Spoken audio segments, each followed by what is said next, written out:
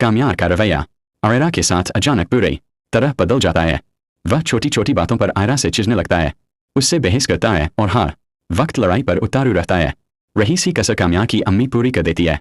वह दिन रात आयरा को ताने देती रहती है, उसकी बेइज्जती करती है और उसका जीना दुभर कर देती है। रोज रोज की जिल्लत और तानों से तंग आकर आयरा का सब्र टूट जाता है।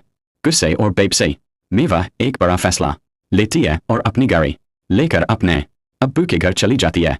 जैसे ही आयरा घर पहुंचती है, नादिर दौड़कर इरफान शाह को खबर देता है, अब्बू आयरा आ गई है। लेकिन इरफान शाह का गुस्सा अब तक ठंडा नहीं हुआ होता। वह सख्त लहजे में कहते हैं, हमारा उस लड़की से कोई ताल्लुक नहीं है जिसने हमारी इज्जत का तमाशा बनाया हो। फिर वह नादिर को हुक्म देते हैं, मेन गेट बंद कर दो। अपनी ही आंखों के सामने अपने घर का दरवाजा बंद होता देख आयरा का दिल टूटकर चकनाचूर हो जाता है। वह फूट फूट कर रोते हुए वापस अपने गाड़ी में बैठते है और वहां से चली जाती है। लेकिन किस्मत को कुछ और ही मंजूर था। फरीहा, जो पहले से आयरा की ताक में होती है, अपने गुंडों को इशारा करती है। गुंडे तेज रफ्तार में आकर आयरा की गाड़ी को जोरदार टक्कर मारते हैं।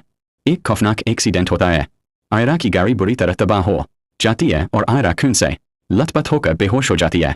इत्तेफाक से उसे रास्ते से इश्तियाक और फलक गुजर रहे होते हैं। आयरा को इस हालत में देखकर उनके होश उड़ जाते हैं। वे फौरन उसे अपने गाड़ी में डालते हैं और बिना वक्त गवाए अस्पताल ले जाते हैं। जब यह खबर इरफान शाह तक पहुंचती है तो उनके पैरों तले जमीन निकल जाती है। सारी नाराजगी भूलकर वह नंगे पांव ही अस्पताल की तरफ दौड़ पड़ते हैं। दूसरी ओर जब काम्यार की दादी को इस हादसे का पता चलता है तो वह गुस्से में काम्यार के पास जाती और उसे जोरदार फटकार लगाती है, तुम्हें शर्म आनी चाहिए। आज तुम्हारी वजह से आयरा अस्पताल में जिंदगी और मौत की जंग लड़ रही है। यह सुनते ही काम्यार के होश उड़ जाते हैं। दादी उसे जबरदस्ती गाड़ी में बैठाकर अस्पताल ले जाती है। अस्पताल पहुंचते ही काम्यार जैसे ही आयरा के कमरे की तरफ बढ़ता है, इरफान साहब दीवार बनकर उसके सामने खड़े हो जाते हैं। गुस्से में आगे बुला होकर कहते हैं, खबरदार जो मेरी बेटी के पास आए, तुम उसके लिए मनहूस हो। आयरा होश में आते ही तुमसे खुला ले लेगी। यह सुनकर काम्यार टूट जाता है और खामोशी से वहां से चला जाता है। अगले दिन इश्तियाक काम्यार को कॉल करता है और बताता है, काम्यार, आयरा तुम्हें छोड़कर हमेशा के लिए अमेरिका जा रही है।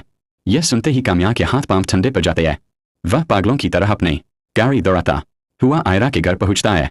लेकिन वहां पता चलता है कि इरफान साहब आयरा को लेकर एयरपोर्ट निकल चुके हैं। काम्यार हवा की रफ्तार से गाड़ी भगाते हुए एयरपोर्ट पहुंचता है। वहां आयरा बोर्डिंग गेट की तरफ जा रही होती है। काम्यार जोर से चिल्लाता है, आयरा रुक जाओ। आयरा पलटती है, लेकिन कमजोरी और ज्यादा तनाव की वजह से वह वहीं चक्कर खाकर बेहोश हो जाती है। यह देखकर इरफान साहब और काम्यार दोनों घबरा जाते हैं। काम्यार फौरन आयरा को अपने गोद में उठाता है और उसे गाड़ी में डालकर दोबारा अस्पताल ले जाता है। अस्पताल में डॉक्टर आयरा को चेक करते हैं। बाहर इरफान साहब और काम्यार की सांसें अटकी होती है। थोड़ी देर बाद डॉक्टर बाहर आकर मुस्कुराते हुए कहते हैं, मुबारक हो, पेशेंट बिल्कुल ठीक है और वो प्रेग्नेंट है। यह खुशखबरी सुनते ही माहौल बदल जाता है। इरफान साहब और काम्यार खुशी से भर जाते हैं। जब आयरा को होश आता है और उसे यह बात पता चलती है तो उसका गुस्सा पिघल जाता है। वह काम्यार को माफ कर देती है। इरफान साहब भाई अपनी जिद छोड़ देते हैं और काम्यार को गले लगा लेते हैं। इसके बाद काम्यार आयरा को बड़े प्यार और इज्जत के साथ अपने घर ले आता है और 1 साल बाद आयरा और काम्यार के घर एक नन्ही सी परी जन्म लेती है जो उनकी जिंदगी को खुशियों से भर देती है। तो दोस्तों, आपको यह स्टोरी कैसी लगी? अगर पसंद आई हो तो हमारे चैनल को लाइक, शेयर और सब्सक्राइब जरूर करें।